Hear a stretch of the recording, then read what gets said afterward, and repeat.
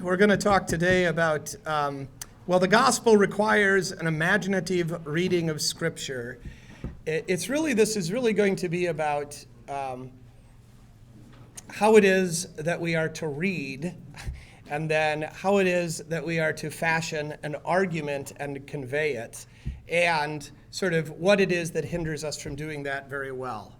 I want to start with a couple of things. And this was the book that really first kind of turned me on to the sort of what's at stake here, is this book by T. Gordon David, Why Johnny Can't Preach.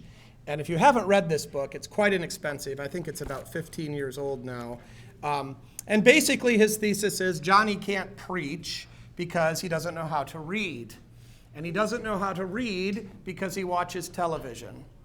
And it's very much based on kind of Neil Postman and McLuhan's, whole thing of the medium is the message. And so I want to deal with that at quite some length. And I really want to try to call us to changing our habits and the way that we proceed. So let's start with that a little bit. You've all heard this, of course, from this McLuhan who first said this media ecologist who came up with the medium is the message. So this is, by the way, not at all universally understood. And in fact, the Missouri Synod has these Preach the Word modules on the Synod's website. Are you guys familiar with those at all?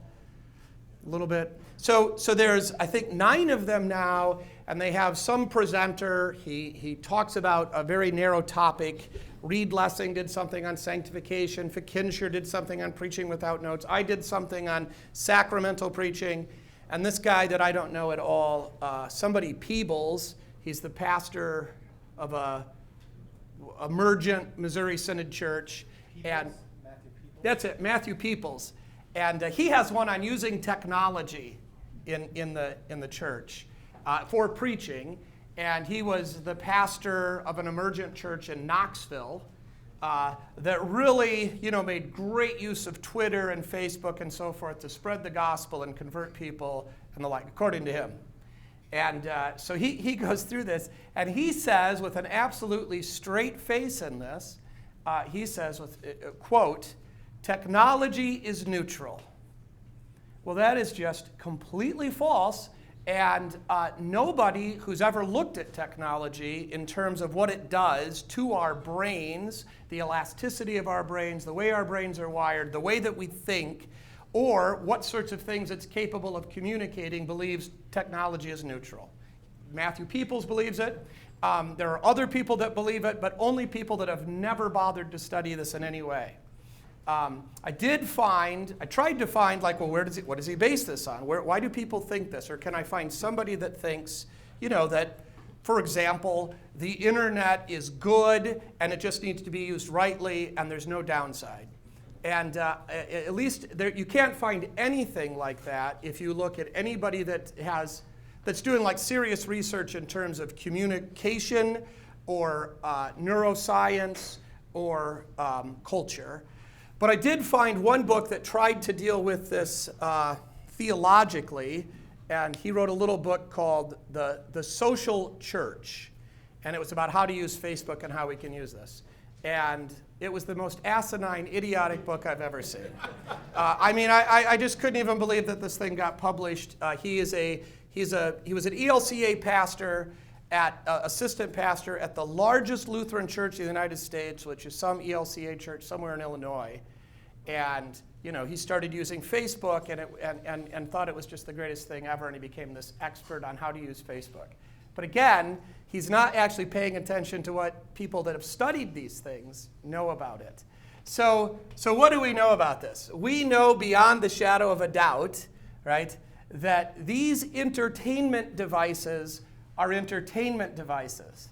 When you look at a web page, if you look at a Kindle book on a screen and you read it, the research shows that you will remember about 1/10 of what you would recall if you read it out of an actual book. The reason they think that this is because you're reading it on a screen. And the screen itself is a problem because the medium is the message. And the screen does things to you because you expect that screen to entertain you. Well, people say, okay, well, fine, but maybe I can overcome that. And the hyperlinks, those are useful, right? You can jump right to something else. Wrong. Every time your eyeball sees a hyperlink, you have to make a little micro decision in your brain. And that wears you out, and it destroys your focus and your ability to remember. And footnotes and endnotes just don't do the same sort of thing. So I'm not saying you can't get any information out of it or any knowledge out of it, but we just need to recognize what's happening to us when we read a text on a screen. There's ads on it, there's little flicking things, the light itself. The whole thing is designed, as we know, if you haven't seen the movie The Social Dilemma, right? This whole thing is designed to sell us stuff, right? And to gain information for us to sell to other people. So the research is there's no disputing it, that these things are dangerous. Now, I'm not saying that they don't have any purpose or any use, but they destroy our ability to read is really kind of what happens. So what happens when we go on, when this reading, we do a different sort of reading than we used to do. So we've got the problem that we're distracted, we can't focus, we don't remember. And then the other thing is, we read for information. And this is light reading. We're not reading carefully. We're just looking for the key points or the things that we want to say. And the other thing that goes along with this is that, of course, when you're in the internet world, you are being controlled by Google and Facebook and the other purveyors, right? They know who you are, they know what you like, and they give you what you want. So I had this experience with this poor niece of mine who's very liberal. Her mother and father are very liberal. She went to this big state school, very liberal, and she's a comparative religions and something else horrible major, right? I mean, just almost like the sort of epitome of the most sort of liberal thing you could imagine. She's a very sweet girl, of course. And so I'm sitting there with her at dinner a couple of years ago with, the rest of the family. And so, tell me what you're learning. Tell us about you. And then she starts to explain to me how her program is really great because they teach critical thinking. And her professor is really emphatic that he always shows both sides of everything. Oh, really? Yeah. I said, well, give me an example. She says, there was this great exercise where he gave us this article to read about whether or not there should be a border wall between Mexico and the United States, an opinion piece. And the argument was made in this very persuasively about what happens if people come over, what sort of people are coming over, what their skills are, what their backgrounds are, whether or not they'll take our jobs, whether they're a threat to this sort of thing, will they be a burden on our healthcare system, all the sort of stuff that you've heard when people have issues about just opening the borders completely. And he gives it to the class, and the class reads it. And then they come in to the class, and he asks them, what do you think of it? Well, some of those fools fell for it, right? They were tricked by the rhetoric of that article, and they believed it. And then the professor explained to them how absolutely evil it was and how wrong and how they had been tricked. See, he showed them both sides of the issue, right? But she thinks that she made, she weighed both sides of the issue. She didn't see anything that the professor, of course, yes, it was at that school. It was at Michigan State. So she didn't see anything that the professor had, of course, manipulated them, right? He completely had an agenda. One side was right, one side was wrong. This was not a balanced thing, but she thinks that she knows how to think critically. I was telling Larry that I think we got to stop using this language of critical thinking, and what we need to talk about is we want to teach and promote analytical thinking.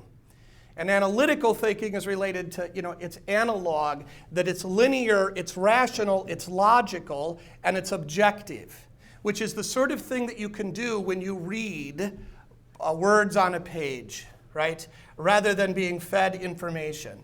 I mean, we're all just sick to death in the last year particularly about people that tell us they have researched such and such of an issue. I know whether or not, whatever it is, I know that masks work or I know masks are fake because I researched it. What did you do? You typed into Google something. Google gave you documents and websites based upon what you already agree with. And then you think you've read stuff. And then you didn't read it. You skimmed it looking for information. That's not research. I've done research. That doesn't count, right? You haven't read widely. You haven't read deeply. You haven't read carefully. You haven't read the original sources. You were looking at screens that reinforce the opinion you already had, right? So screens are just this huge problem that play into our inability to read also the Bible, and to read it deeply and carefully, and to recognize what's being done there. And of course, the professionals amongst us, the preachers, we've all got into binds that we created for ourselves and had to write a sermon in very short notice or without enough time to prepare. And we've done that with the Bible. I've done it. I've got to write a sermon on John chapter 3. Boom, I'm going to read this quickly. I got the story. I can make a theological point. Off we go, right? Okay, there's a time for that. I understand that. But that's not what we want to be doing regularly, and that's not the way we need to read the Scriptures and then teach the Scriptures. So the whole reading thing, I think we've just got to own it. We've been ruined by television is bad enough, and it just gets extrapolated a million times when we get into the internet and these cell phones. There are some things we can do about that. We'll talk about that in a few minutes. That's the first reason we can't read, because we've been ruined, right? And it's going to require discipline and sacrifice to get something back to similar to what our fathers were capable of doing. And we got to do it, or it's over, right? Western civilization is over. Too late. Well, we can at least be like the monks in Ireland, trying to save something. And then the thing that goes along with that, of course, is also because we can't read, we can't write very well. And part of the reason we can't write very well is because we're not analytical thinkers. Because of television, we're visual thinkers. Everything is visual based. Camelia Pagilia, if I'm saying that right, who's a really interesting thinker, is Paglia. Paglia. Sorry, I've never heard her name out loud. Camille. She's very articulate, very intelligent, very much not a Christian. So anyway, she says paganism is visual, Christianity is word-based. You know who else says that? God. You shall make no graven images. Why? Because a graven image cannot convey the mystery of the all-encompassing God of mercy who becomes a man, right? It is a word. It's the word that becomes flesh. It's the word that works, right? It's an analytical reality, right? Our God is too big for you to make a statue of him that can contain him or that can even really convey much about him. And so this whole analytical thing really has to come back if we have to learn how to make arguments, right? We have to learn how to preach all over again, not simply at an emotional level, but we need to be able to make arguments that appeal to this sort of thing. And our people are going to have to learn how to listen. So we just had a little bit of a dust up on the blog. I don't know if this was all public or not, but it was just insane to me, actually. So Jason and I did a podcast about how to have a kind of preaching renewal, and some of this was in there, and what we need to do to sort of improve preaching. And then Jason had asked me after it was over. Of course, that whole thing is about what preachers should do. So after it's over, he says, I should have asked you, what should the lay people do? And I wrote a little paragraph. This is what the lay people should do. And then some guy writes on there, there's an onus on the lay people. They need to discipline themselves. They need to be conscious and attentive during the sermon. They need to try to remember it, right? To make an actual concerted effort. Luther says in the Large Catechism, if you don't do this, you're going to hell. He's super harsh under the third commandment on this. It says way more than I would want to say, but I've subscribed to it. So anyway, So you let him say it. yeah, I'll let him say it. So this guy, anyway, so I just said, that's all I said. I mean, it was just, look, you support the pastor, encourage him, and, do your work. And this guy says, this is almost a word-for-word quote. He said, no, there's no onus on the hearer. The onus is completely on there's no onus on the hearer to learn how to hear a sermon. The onus is completely on the preacher to make them want to hear. That's pure entertainment ideology, right? That's completely, it's my job to entertain them. Now, how many of you are familiar with the lie of distinctive learning styles, right? I'm a visual learner, I'm a audio. That's all been debunked for over 20 years. The neuroscience, hard psychology does not support that at all. There's no truth in it. But they keep telling it to teachers. It's driven by this. So the research shows the most effective way to actually teach and learn is lectures. It's not the most fun thing to do. It's actually work. So here's another little study, and some of this is from The Shallows by Nick Carr, I think's the name, right? And a lot of you, I hope if you haven't read that, that's really, if you haven't read Postman, what's the name of that book? Musing Ourselves to Death, thank you. If you haven't read that, that ought to be absolutely mandatory reading. To read The Shallows is also very, very worthwhile. He quotes this study, this is just on this visual learning fantasy. So they have a presentation on some little country in Africa. I think, is Mali a country? Yeah. Okay, Mali, I think that was it. And so there's a bunch of stuff, facts about Mali. And they have two groups of people that are going to hear this, or see this presentation. Both of them are going to see it on a computer screen. And one of them is going to see a kind of TED Talk level about Mali with graphs and little video clips and music and very, like top production value. And the other group is going to be on a computer screen, and they're just going to see pages of text. And it's the same words. And then at the end of it, right, they walk out of there, and then they say, okay, well, there's a number of questions they ask, One of the questions is, was it a good presentation or a bad presentation? So all of those who heard the TED Talk version, that was a good presentation.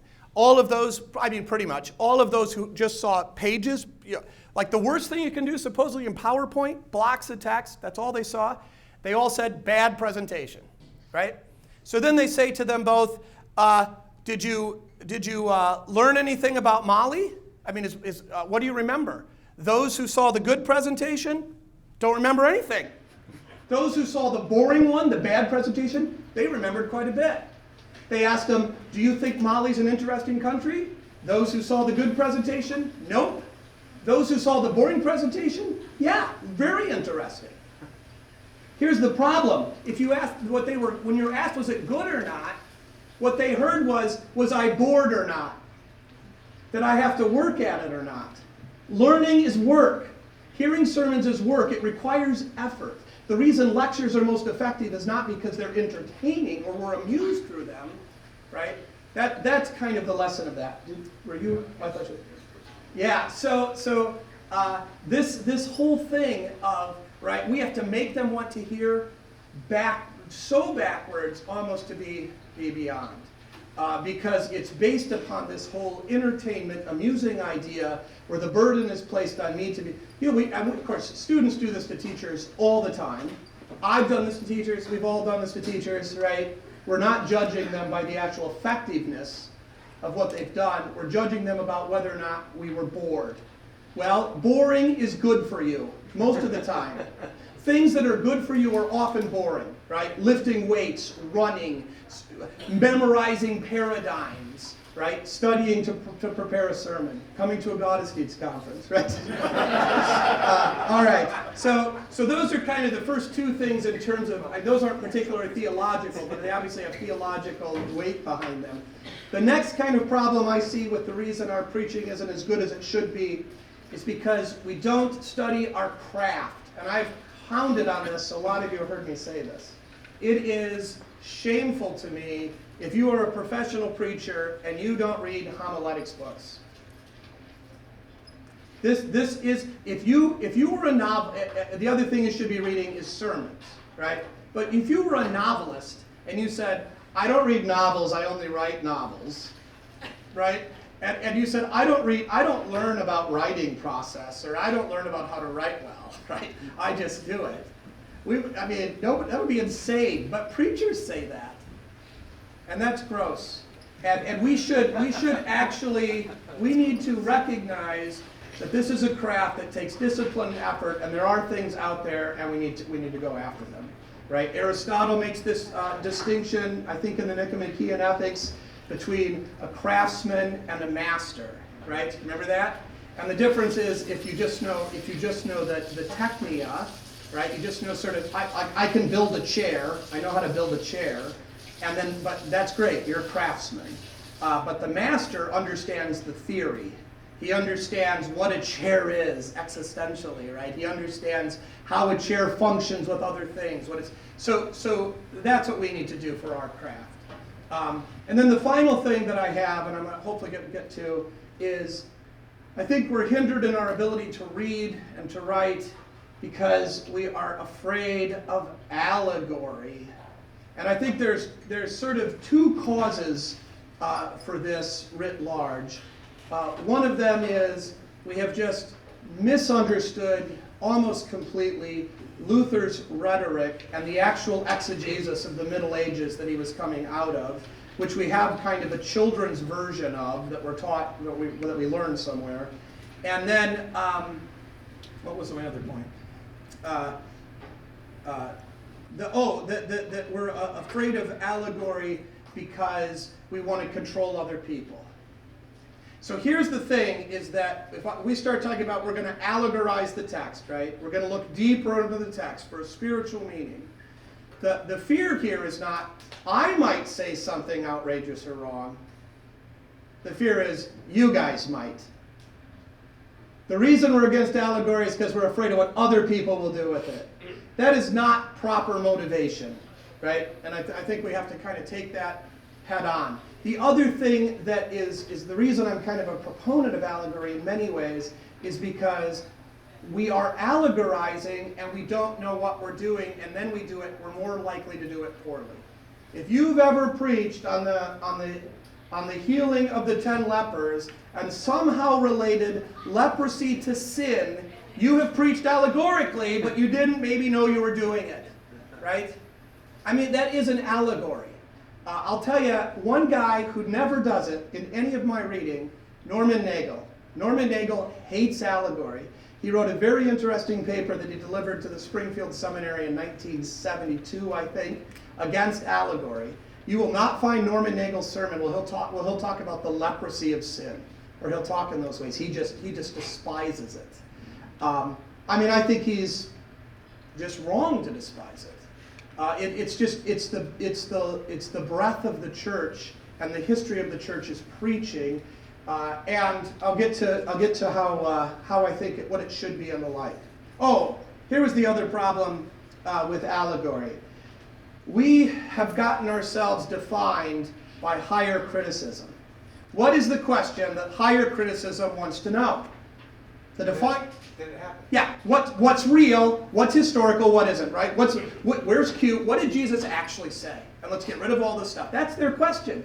We have let them define us, so that all we're doing is trying to prove it's all true. Right? It happened. And there's a great book on this. This Discerning the Mystery, an essay on the nature of theology by Andrew, how do I say his name? Lout, L-O-U-T-H. He's Eastern Orthodox. This is basically a book that calls us to kind of return to allegory in kind of the most extreme way. So I wouldn't advocate everything in here, but I think his analysis of the kind of scientific method infiltrating literature and theology is spot on, right? There is a certain sense in which the historical critical method is trying to take scientific principles and use it to read the Bible and to squeeze the meaning out of it. That's what higher criticism is trying to do. And there's a kind of counter response, I think, that sort of wants to take, if we could set up the proper hermeneutical rules and system, we could also squeeze out the meaning of the text. And it's not really a literary way of reading. And the other thing that, I didn't bring this book down here, the other thing that I think we sometimes gets in our way is that we're trying to protect the Bible. So I have often said the thing that David Scare did for me as a student, I think more than anything else, was that when I came to seminary, I didn't really, for example, when I came to seminary, I didn't really believe in baptismal regeneration. Now I knew we did it, I knew I was supposed to believe in it, and I would, but I was, in my heart, I was sort of afraid that my Baptist friends were more biblical than I was. And I was kind of like, yeah, we do this, yeah, here's the passages, but, I was kind of nervous about that. And the thing that Scare did for me was that Scare was so fearless, and he just proved to me that Lutheranism doesn't need me to defend it. And if it does, it's in big trouble, and I ought to get rid of it, right? It was like, let's let the scriptures speak, let's be honest, let's not try to protect, theological terms and stuff from the Bible, or figure out how to explain it away. And to me, that was just kind of eye-opening that I didn't have to protect it. So I think that we have to read the Bible as actual literature, right, that's meant to communicate in the way that literature communicates, rather than seeing it something that we have to protect. So one of the things that we have a lot of trouble with is normal conversational things that we would have no difficulty discerning in real life, but when it comes to the Bible, we kind of lose our minds, and all of a sudden it's this strange thing. Fritz brought up the Garden of Gethsemane, and I think this is a great place that what Jesus is doing here is it's really a bit of indirect speech. He does not mean what he says literally in the sense, the literal meaning of that is not actually what the words say. Jesus is not actually asking the Father to relieve him of the cross. What he's actually asking for is for his Father to comfort him. It's like when your wife asks you, do you love me? Right? She already knows it, but she wants to hear it. When Jesus does this, he is feeling this full angst and threat of the thing, but he's asking the Father to be with him through this and to raise him on Sunday. Look, this is what we do when we pray, lead us not into temptation. We know, I love Luther's answer, God tempts no one. We're not asking God to not lead us into temptation. We don't expect him to lead us into temptation. We know that he won't. What we mean by that is, we know we're going to be tested. And we don't want to go alone. And we know it's dangerous. And we need you to be with us, right? Although we are attacked by these things, we pray that we may finally be delivered from that, right? I think Luther gets this without knowing this. This is a kind of bit of indirect speech, right? Where you could probably, it happens in daily conversations all the time. If I say, are you going to eat that? Usually it means you shouldn't eat that, right? It's not a request for information, or I want it. Yeah, I don't know. There's a lot of stuff that goes on, and this kind of thing is in the Bible as well. And so, like when we're looking at the penitential Psalms and how can these be Christological, some of this is a son's conversation with his father where we're reading it sort of too woodenly, right? And we don't recognize kind of normal conversational hyperbole and figures of speech that we use because we're completely fluent in this without even recognizing it, right? Yes? So you're saying we miss the real humanity, the real incarnational aspect of the Word of God. Yeah, we miss that it's real. These are real conversations, right? Jesus isn't going to the Garden of Gethsemane, like Fritz was saying, or Carl was saying, right? This isn't like a setup, where Jesus is going to the Garden of Gethsemane to give us a little object lesson. Sure, he's an example for us, but he's going there actually to pray, to talk to his Father, right? And it's a father's. This is the other thing with the Psalms and the laments and the like in the Psalms, is that the children have the right within the family to complain, right? Your children behave better in other people's houses because they don't have intimacy and they don't have the trust and the confidence that they do with you. Now, I know that because we're sinners, we abuse that within our own families, but the children of Israel can come to God without fear that he's going to destroy them if they engage in some of this, because they have that familiar relationship. And certainly the son has this with the father, and there's a kind of wrestling, right?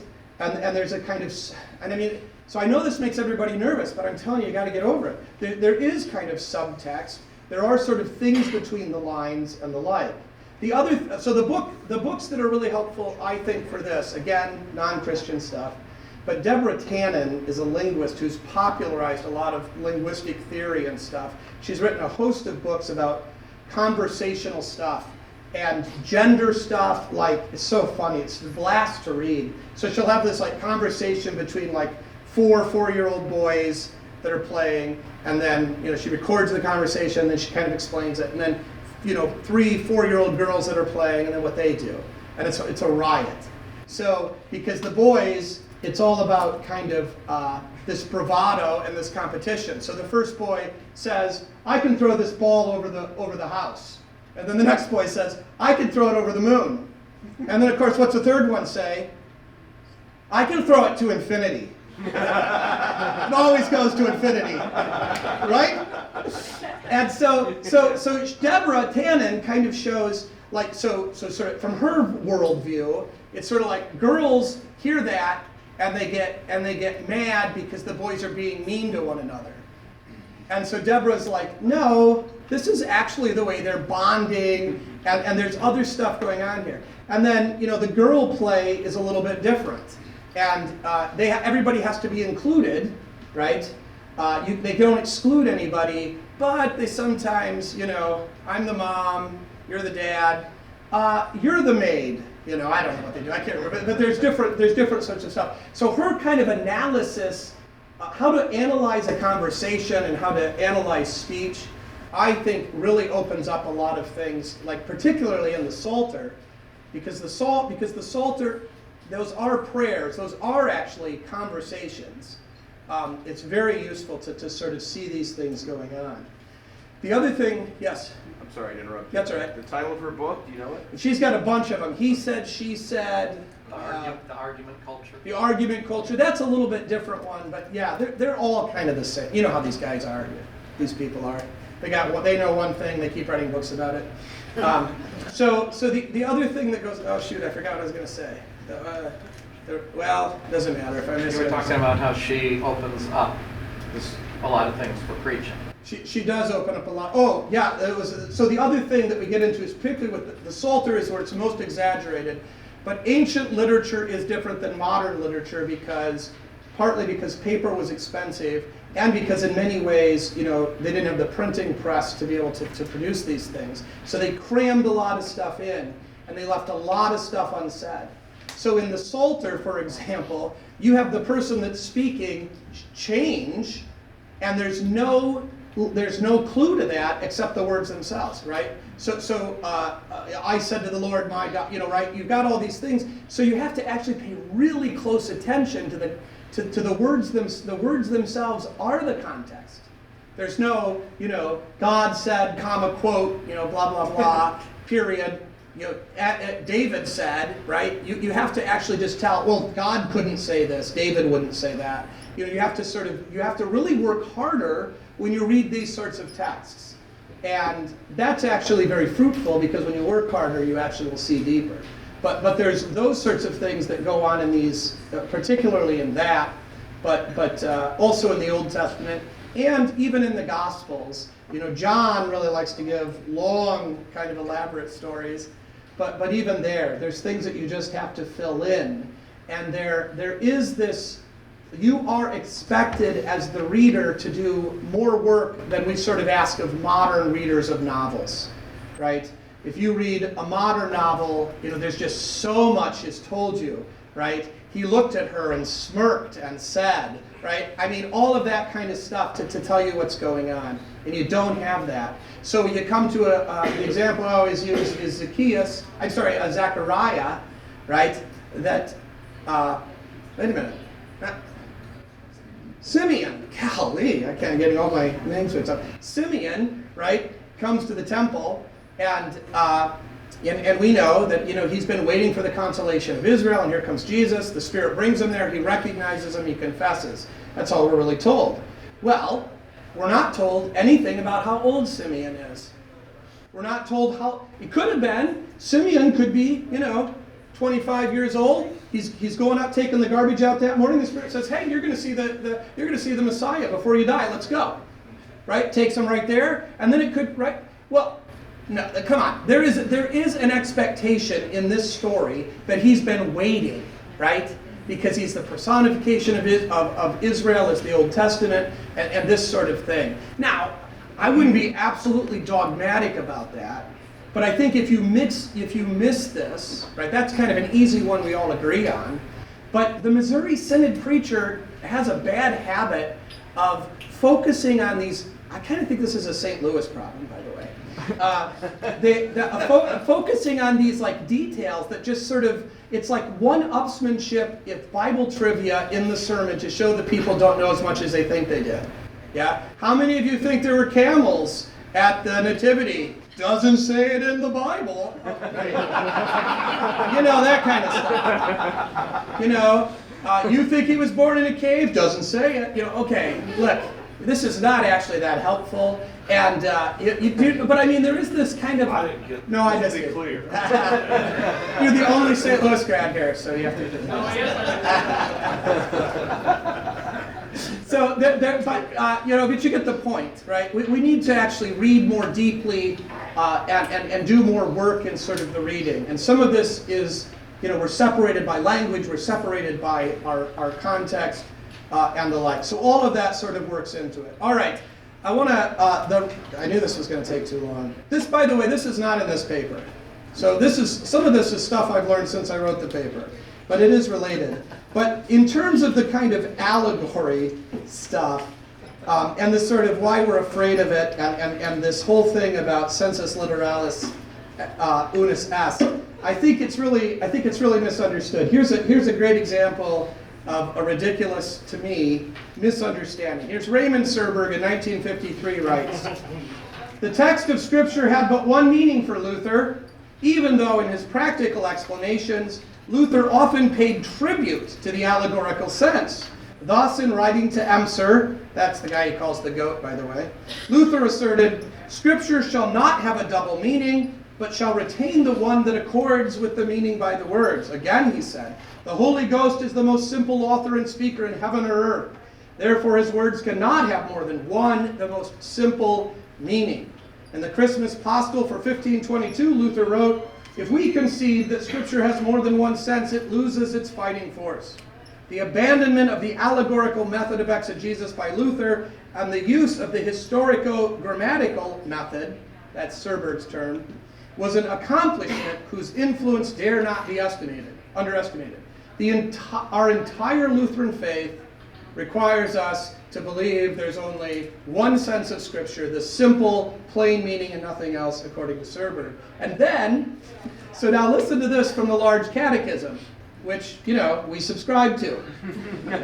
According to its he's talking about the third commandment. Luther says, according to its outward meaning, this commandment does not concern us Christians. It's an entirely external matter, like the other regulations of the Old Testament associated with particular customs, persons, times, and places, for all of which we are now set free through Christ. But to give a Christian interpretation to the simple people of what God requires of us in commandment, note that we do not observe holy days for the sake of intelligent and well-informed Christians, for they have no need of them. We observe them first because our bodies need them. Nature teaches and demands of the common and so forth. So there's an outward meaning for Luther and a Christian meaning. Well, what is Serberg going to do with that?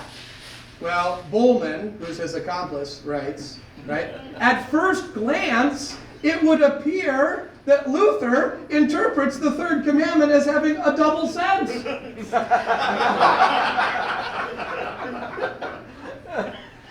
The one literal and the other Christian. But as Luther's context makes clear, the true and proper sense then and now is that we should sanctify the holy day.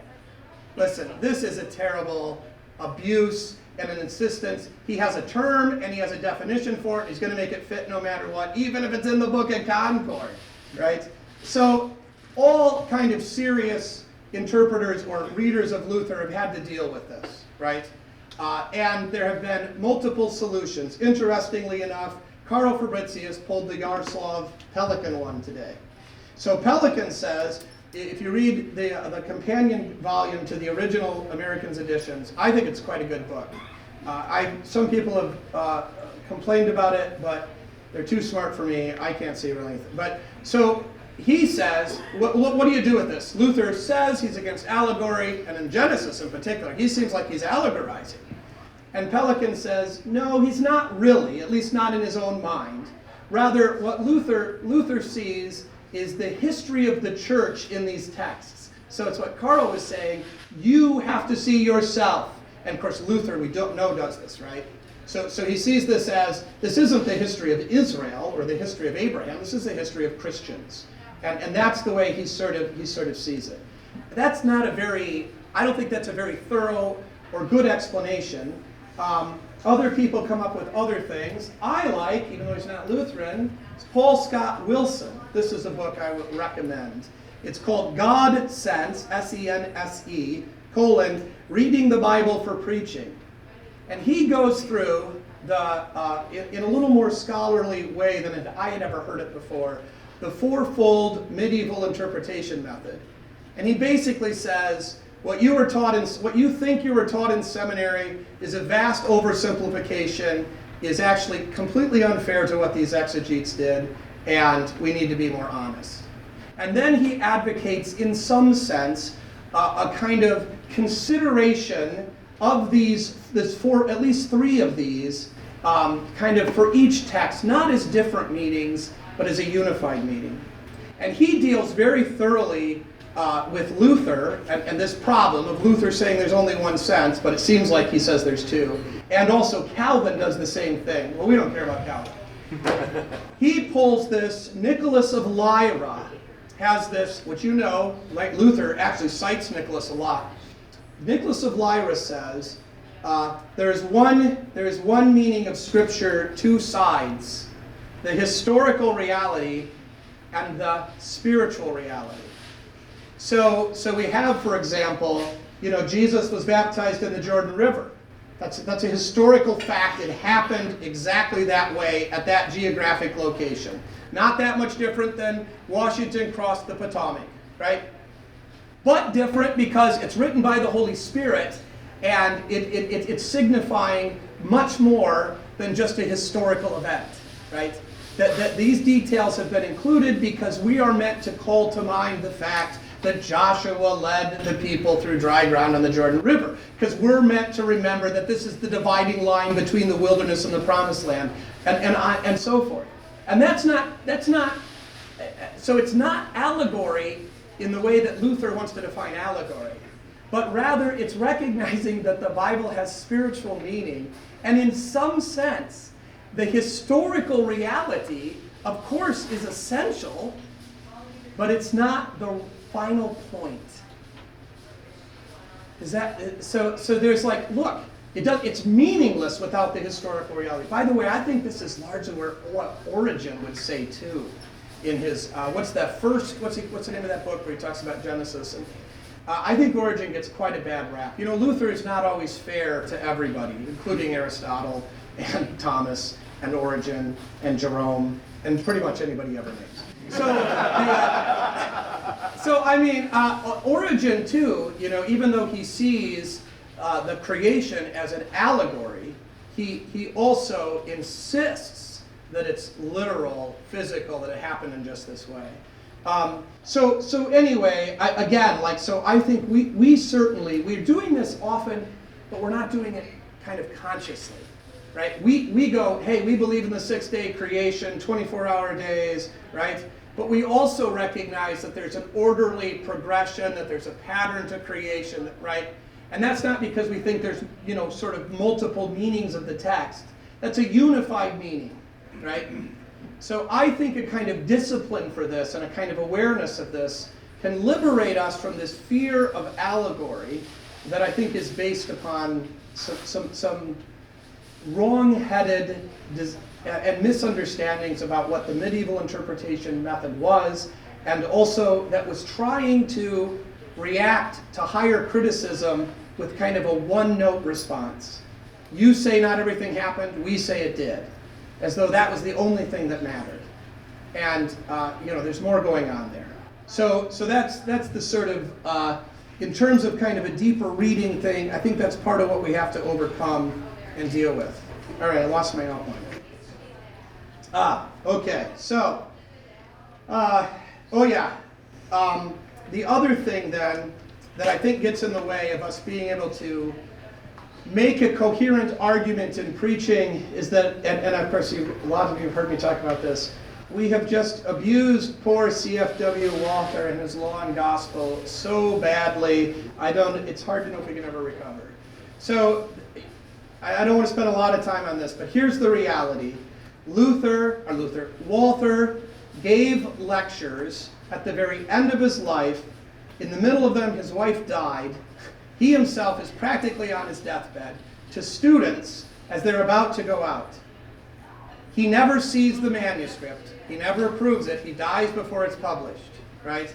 These are lectures, heartfelt lectures, by a dying man who's watching these idiot seminary students who tend to be kind of legalistic and zealous and ridiculous, like still autistic, right? So I think we have to take the context of what Walther's doing, right? He wants these guys to go out and preach the gospel, and he's a little bit nervous because of their idiosyncratic reality and their immaturity.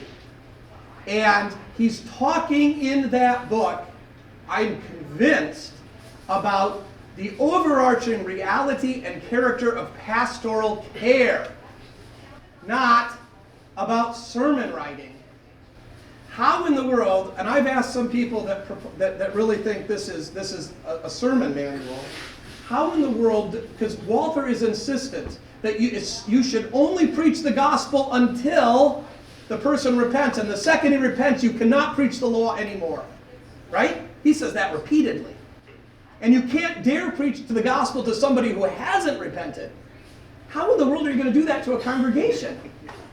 I don't think he's envisioning you doing it. I think he's talking about one-on-one pastoral care. This is the way you deal with a parishioner, right? This is the way you conduct your ministry. And there's this overarching character of the proper distinction between law and gospel that drives everything that we do. But it's not a sermon outline, right? If we look at Walther's sermons, he obviously did not do that. Luther obviously did not do that. Nobody in the history of the church did that until about 25 years ago when we started. And of course, the split, according to Scott Murray's book in the 70s, is not just about inerrancy, it's also about third use of the law and the proper distinction.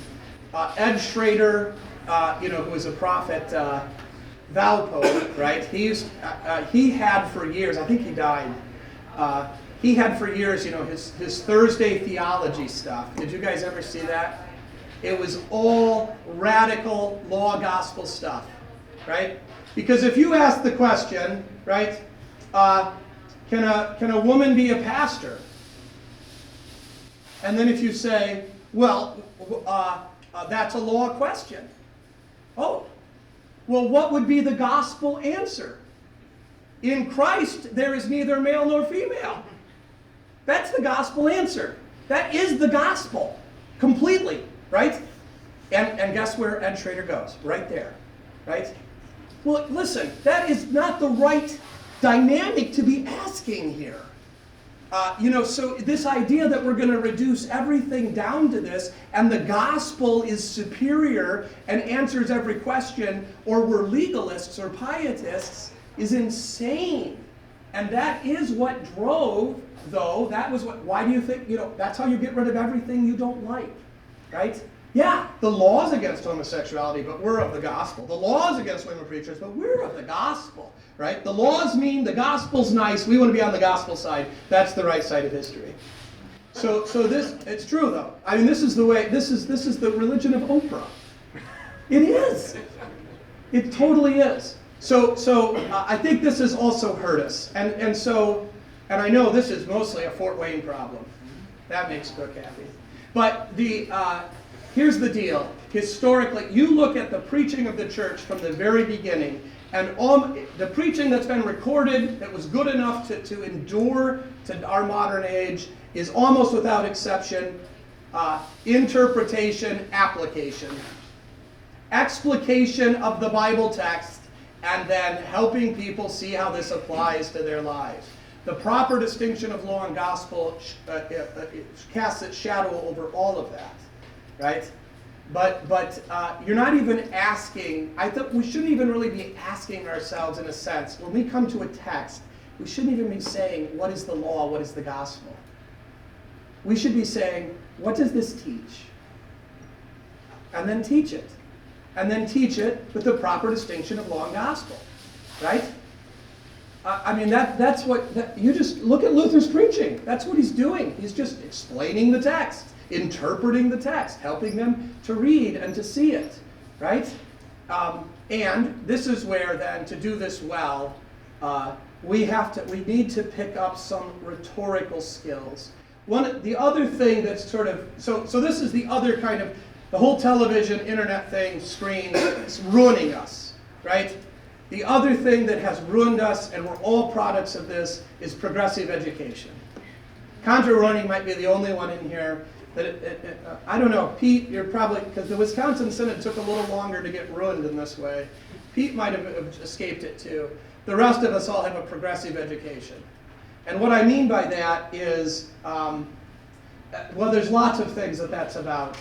But at a sort of ideological level, progressive education is about imparting knowledge, and a classical education was about instilling virtue. So, and a progressive education is about explaining the process, right? So we're gonna teach you the times tables. You know, I'm gonna show you. I've got 4 blocks up here, and I'll say if I had 2 categories of 2, that's 2 times 2, so this is how times tables work, right? And then if you understand the process, you'll never forget what the thing means. A classical education is about, you'll just memorize this sucker by rote, and we don't care if you like it. And then you'll learn to live with it, and eventually you'll understand it. So 2 times 2 is 4. Why? Ask me 10 years from now, right? So live with this facts, live with this reality, and eventually sort of the greater thing. But how do we do catechesis in the church? I mean, catechesis is all about kind of throwing out rote memory, right? Learn the creed, teach the children to say amen before they can understand it, right? They don't know what they're doing. Well, they're involved in it. It's a communal reality. It's a familial reality. So there's more at stake than that. But the whole kind of shift then towards all of these flaky subjects, social studies and history as propaganda and critical thinking that's not really critical thinking, and the image-based and the education-based stuff, right? Postman's got this great thing about Sesame Street. Sesame Street's educational. No, it isn't. Nobody's ever learned a thing by watching Sesame Street, except how to buy boxes of cereal at the grocery store. It's entertainment, right? You can't do this. This is one of the things, like, why did we lose our minds over whether or not we can do church over the internet? This should have been a no-brainer, right? We are not disembodied pixels that can be sent out through the internet. It's not just a matter of you can't receive the Lord's body and blood in this way, though obviously that's central to it. But it's the reality that we are bodies and we're meant to live together and to be together, right? Which has to do with some of the smelliness stuff Carl was talking about. But it also has to do with actually paying attention to one another, looking in one another's eyes, caring for one another, right? Not hiding in our cubicles with our screens, constantly distracted. We started we're still live streaming our services. We started doing it before COVID. And I think it's a wonderful kind of supplement for the shut-ins or the people who are hospitalized that Sunday. But it's in no way meant to be a replacement, right? It's like, okay, you can watch this, you can have some sense of what went on, some connection, right? But the pastor still has to go see you, right? Because you need the ministry of word and sacrament in the body, and you need somebody there kind of physically. I mean, again, could the internet be used for anything good? Sure. But we have to recognize you're playing with fire here. This is like, I think the internet is at least as dangerous as sex and alcohol. There's a right place for those things, but boy, there's lots of ways to get into trouble with those things. And there's things that the internet simply cannot do because of what it is, or what screens cannot do because of what they are. And I think we got to have a whole reset. So I got 5 minutes left. All right, that took a lot longer than I thought. Let me just give you a few ideas. Again, I think this is going to require sacrifice and discipline on our part to change. There's a book by Nicholas Carr called Digital Minimalism. He also wrote Deep Work, and he's written several things like this. Stuff's all good. This Digital Minimalism is a good book. It's worth reading, but you don't even have to read it. It's hard to get the idea. The first step, of course, is be aware of how dangerous this is and its limitations and what it's doing to us. He talks a lot, in the Shallows, there's a lot of evidence about the plasticity of the brain. Pete Berg can still learn. So good news, Pete. Your brain never loses its plasticity. That means it can still get ruined by looking at the internet, but it can also grow back the way that it needs to. So there's kind of some good news in this. It's tougher as you get older, but it never goes away. And so there's lots of evidence of that. The first thing is to be aware of the dangers, and then to deny yourself some of the pleasures of this, right? These things are built to be addictive. They're built to sell you stuff or to sell you. They're going to try to keep you on there, and they're very good at it, right? So you have to be aware of the dangers. We need to start talking about this openly. Preachers need to warn their people about this stuff, right? And then we need to sort of take steps to distance ourselves. And whatever, you can take Facebook off your phone, so you can't use your phone to look at. Okay, so you want to see pictures of your grandkids. I get it.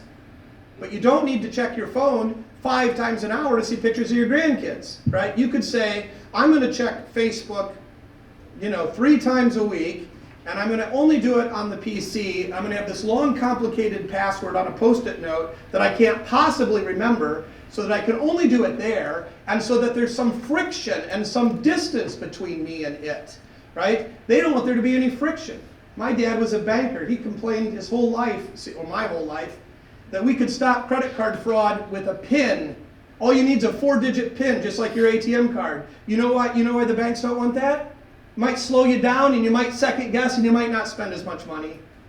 They would rather absorb the costs to keep the money flowing. I think that's right. Friction is helpful, right? So this is why email is bad. You need to have actual conversations with your members. And it needs to be, the phone is better than email, but face-to-face is of course ideal. To start prioritizing this, right? So whatever you got to do, you need to cut it out, right? I think we need to distance ourselves from pop culture, or we need to at least limit it. And I know, this is a Gottesdienst thing. We all like to brag about how we like 70s rock music, but man, things have gone wrong, and I think we need to step back. And the pop culture is so wicked, right? And rock music and that sort of stuff, it is horrible. And then we need to read. We need to actually fill ourselves with quality stuff. Read good books instead of comic books, right? Read books instead of movies. Right? Movies are screens. They ruin. This is why the kids don't have any imagination, is because of the screens. Because they've been ruined, And so we got to do some of this. We didn't get to everything. In terms of the kind of allegory danger, we need to learn to love systematics again. and Aquinas and Abelard, right? There is a beauty and a goodness and systematics in there's a place for this. We also need, I think, Art just said he was going to maybe come back. I was going to kind of make fun of him because I read the opening paragraphs of his essay in the book, and he goes on about being a specialist. He's like, well, I'm going to talk in this essay a little bit about kind of ceremonies and rubrics, but really my specialty isn't this, and I don't do this.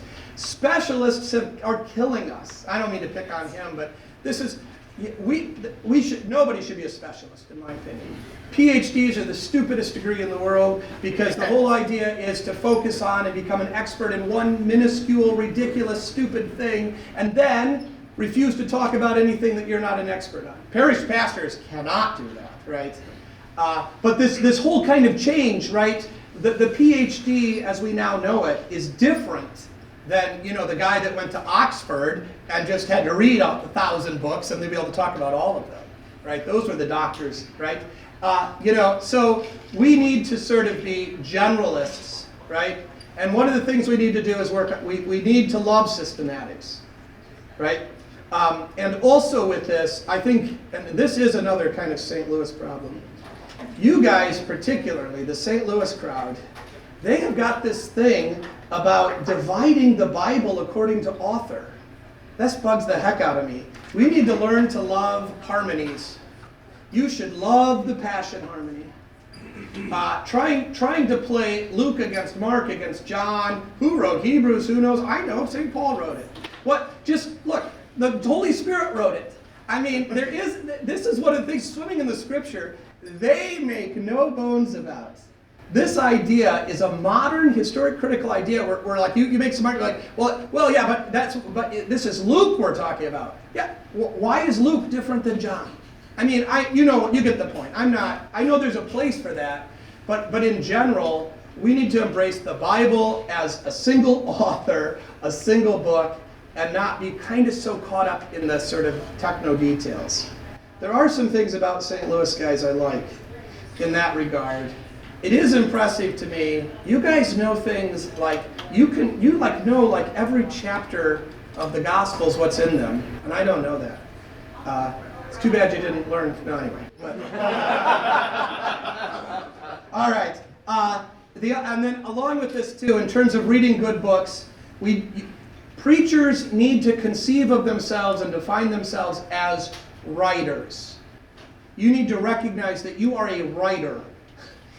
You're a public speaker to be sure, but you can't public speak if you can't write. And some of this you need to start developing a greater appreciation of language and beauty in language so that when you're reading, you need to go, that's a good sentence.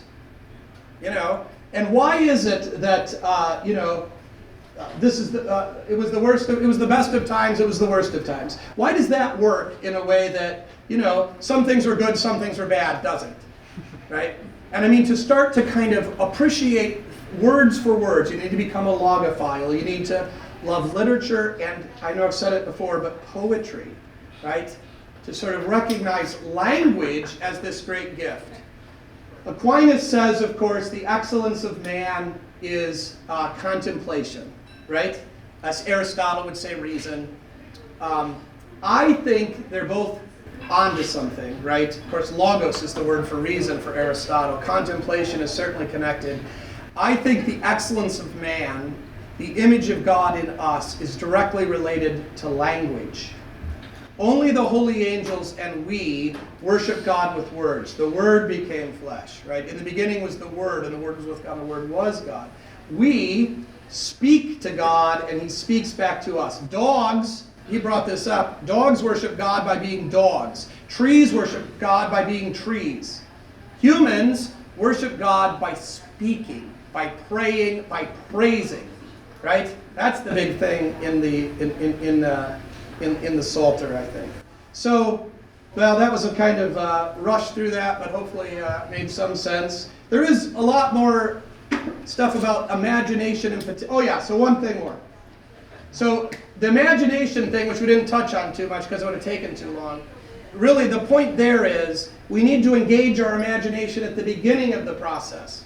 When I survey the homiletic stuff, I don't hear anybody talking about that. I don't see anything talking about that in any kind of hermeneutical or exegetical idea. If we talk about imagination, it's about how to find a cute story that will illustrate our point.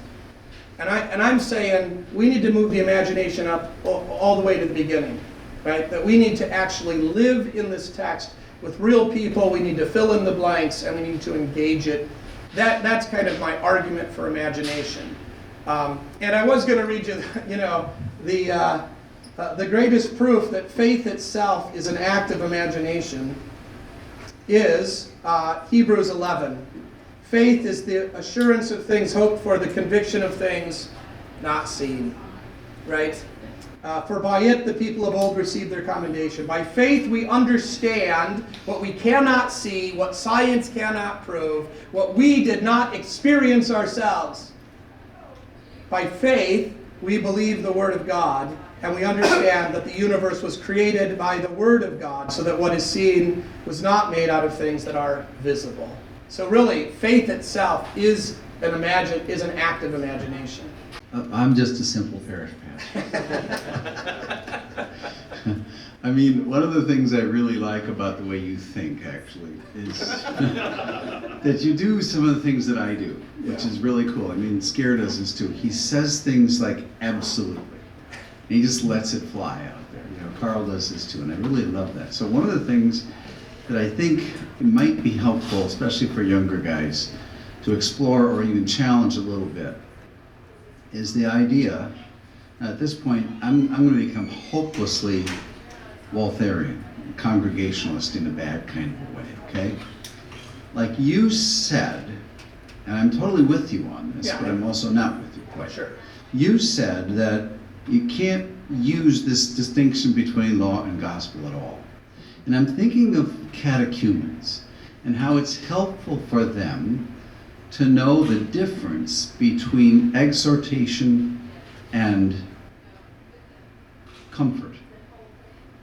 Good things that you're supposed to do and things that you're not doing but that are said to you as proclamation. I love that. I like that section in the Catechetical Helps that talks about the difference between law and gospel. I think there's a place for that. And of course, we don't want to get carried away with it, because I also am in line with what you're saying. Let me interrupt you. So I think that in catechesis this absolutely makes sense. And I spend a lot of time pounding into our children, right? What is the proper distinction between law and gospel? What is the law? What is the gospel? That they can say all the old Missourian stuff. Because what I was meaning was that shouldn't be a sermon writing technique. Right. So I'm not saying we shouldn't teach the proper distinction between law and gospel, nor am I saying that the proper distinction from law and gospel is anything other than the most glorious light and the light. The proper distinction between law and gospel is the overarching reality of how we do theology and how we read the Bible. But I don't think it should be the sermon outline, and I don't think we should come at the text saying what is the law, what is the gospel. Yeah, I knew you were going to say that, Okay. but I thought about what you said. Okay, is that enough? Did I? That's great. Okay. So I would say here's another controversial thing. The purpose of the sermon is to teach doctrine. I think for a long time I had the idea that the purpose of the sermon was exactly the same as the absolution. And I don't think that anymore. The purpose of the sermon is to teach doctrine. When the Book of Concord talks about teaching, they're talking about the sermon. There was no Bible class. So the teaching of doctrine has to take place in the midst of the divine service. And that's what preaching does. Bible class, for me, is not about teaching. If you want to teach your people about close communion, you can't do it in Bible class. Not just because they're not all there, but because it's the wrong place for it. If you're going to teach about close communion, you got to do it in the sermon. Bible class is to teach them how to read the Bible. We've kind of been talking a lot today and even yesterday about how we learn by example, right? So could you give us some examples of who does what you're saying well, so that we can go to them to read what they're doing in terms of reading and teaching and... Does my question make sense? I think we'd almost, Walter's sermons are phenomenal doctrinal treatises where he teaches, right? Walter doesn't have Bible class either. So I mean, we can find examples of sermons that explicate and apply the text. You could just basically read any sermon that's orthodox, that's more than 25 years old. I mean, if it wasn't good at that, it wouldn't have been preserved. Pretty much. I think that's pretty fair. So in terms of the other stuff, who reads well? Well, again, so I think it's probably in the same place, because we don't have this distinction until recent times between a commentary and a sermon, right? Like, Chrysostom just preaches through Matthew. Now it sort of looks like a commentary to us, but it wasn't a commentary, it was sermons.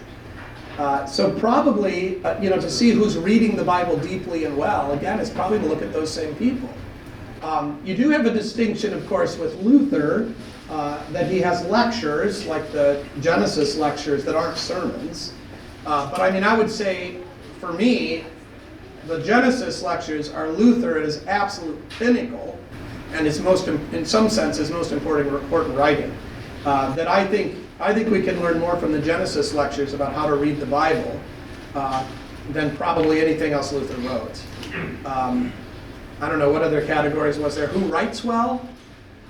There's there's lots of examples of that. Beautifully written sentences. I mean, Patrick Henry Reardon is a beautiful writer. I'm ashamed I can't think of more.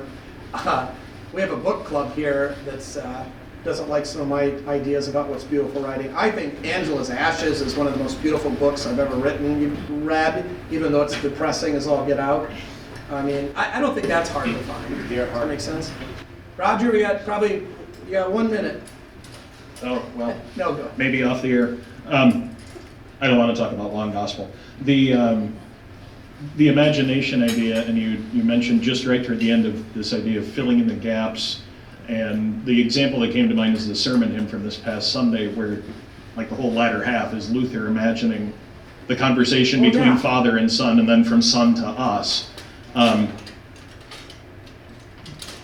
Where would you go in terms of, if hypothetically a new young pastor had a congregation that might be resistant to that sort of teaching and preaching?